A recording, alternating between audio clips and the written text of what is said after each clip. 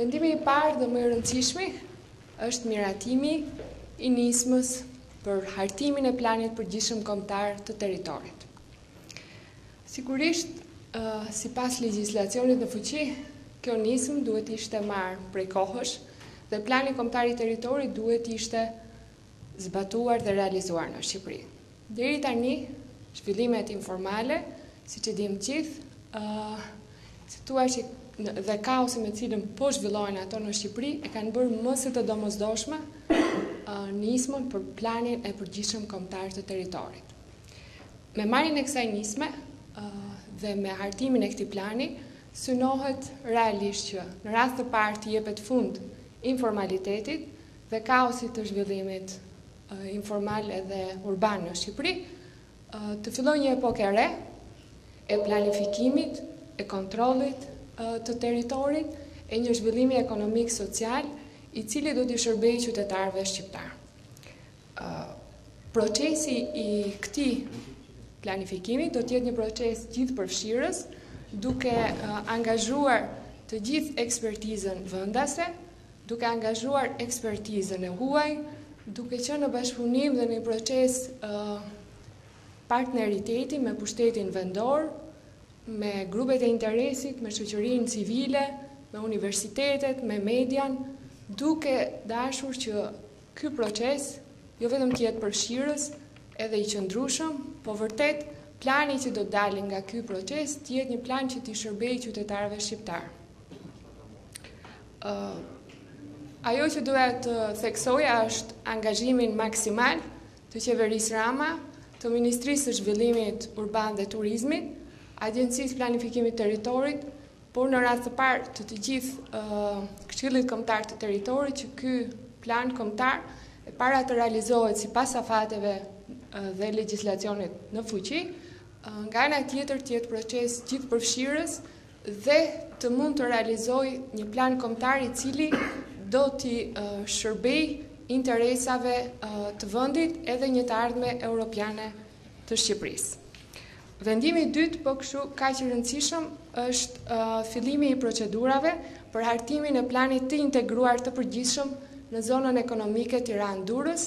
Të gjithë e dimë që është një zonë nga më të rëndësishmet në vend, potenciale ekonomike dhe sociale shumë të mëdha, por edhe kjo zonë është prekur gjithashtu nga informaliteti, nga kaosi demografik dhe urban. Prandaj, hartimi një plani të integruar për këtë zonë mendojmë që t'i shërbej më mirë zhvillimit të potencialeve të kësaj zone edhe të ardhmes sërish europiane dhe të kësaj zone, Tiranë-Durrës. Duam vërtet që përmes këtij plani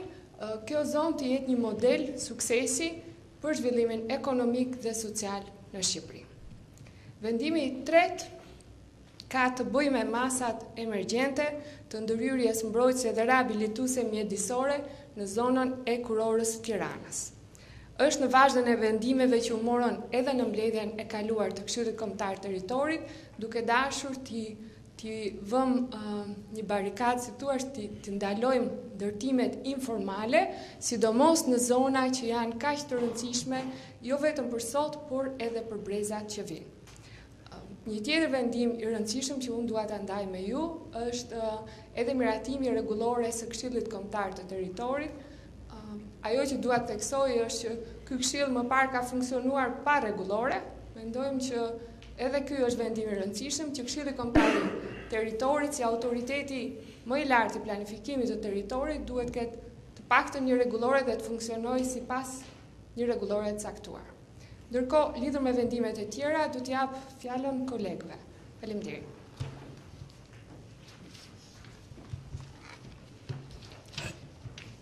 Faleminderit. Një tjetër vendim shumë I rëndësishëm sot në Këshillin Kombëtar të Territorit ishte pikërisht dhe masat emergjente për ndërhyrjen dhe mbrojtjen dhe rehabilitimin të zonave të rëndësishme kombëtare mjedisore. Siç dhe jeni ndjeni, sot në Shqipëri është një numër jo I vogël I zonave të mbrojtura, parqeve kombëtare, të cilat në vitet e fundit ka mësuar një dëmtim shumë të madh,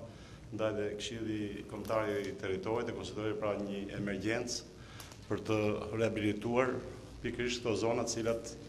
nëse do t'i konsiderojmë të mbrojtura, vetëm të mbrojtura nuk kanë qenë përgjatë 20 viteve të fundit. Sigurisht rreth 90% ndërtimeve që gjenden në zonat në fjalë janë ndërtime informale, dhe që të bësh rehabilitimin e zonave të mbrojtura, hapi i parë dhe i domosdoshëm është pikërisht praktimi i tyre në identitet. Sigurisht ka një ligj posaçëm për menaxhimin e parqeve kombëtare, ku dhe lejet në mënyrë të domosdoshme janë për të dhënë nga Këshilli Kombëtar i Rregullimit të Territorit, ku do të thonë në shumë pak raste, mos më thënë në asnjë rast, nuk është vepruar në mënyrë të tillë. Një nga prioritetet kryesore pra të qeverisë shqiptare është pikërisht dhe rritja e sipërfaqeve të gjelbta, po aq më shumë dhe rritja e zonave të mbrojtura, që është dhe një nga rekomandimet e Këshillit të Evropës. Ndaj unë do të garantoja të gjithë qytetarët shqiptarë që qeveria është shumë e vendosur për të rikthyer Shqipërisë dhe shqiptarëve pikërisht zona të gjelbra, zona me të vërtetë rekreative për pushuesit e mbar vendit, po dhe turistëve të huaj. Do t'ju falenderoj dhe kërkoja bashkëpunimin e çdo qytetari shqiptar të denoncoj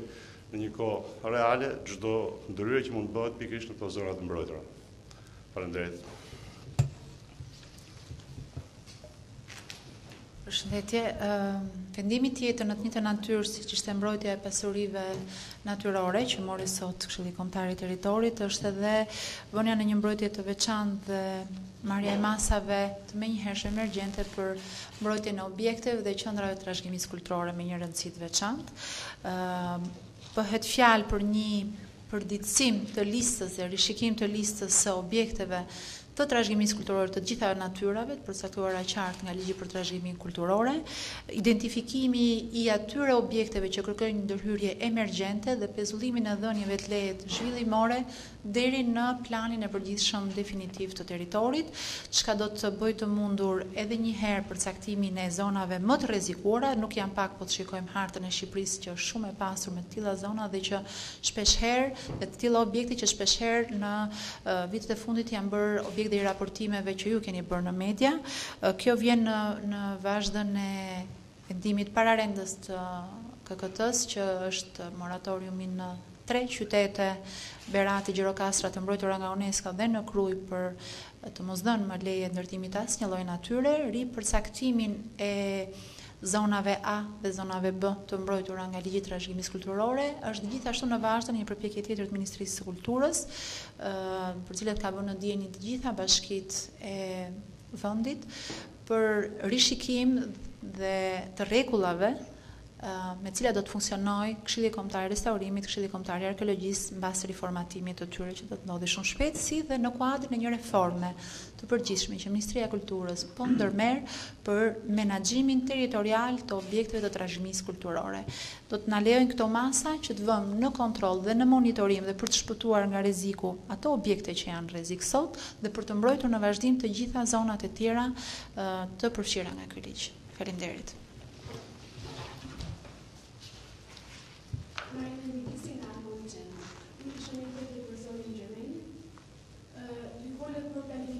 Plan kombëtar territorial. Në fakt, vetëm pak ditë më parë, 2 ditë më parë, kryetari i Bashkisë së Tiranës dhe njëkohësisht kryetari i opozitës